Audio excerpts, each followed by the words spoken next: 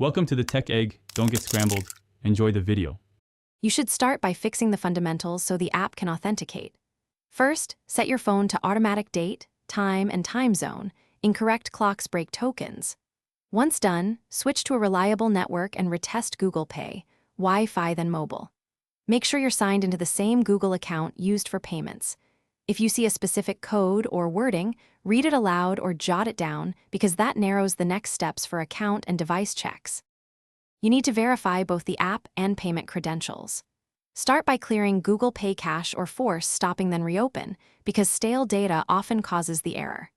Next, inspect your Google account payment methods. Remove and re-add the card if tokenization failed. This forces a new secure token.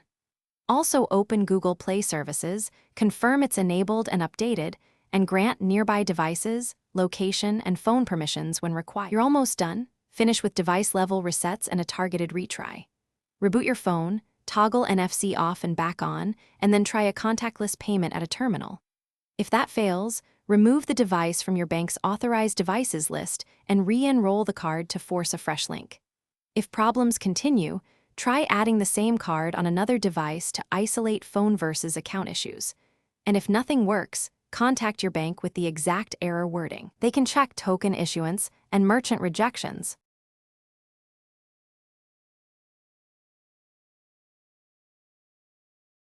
Thanks for watching. Consider subscribing if I helped unscramble your problems.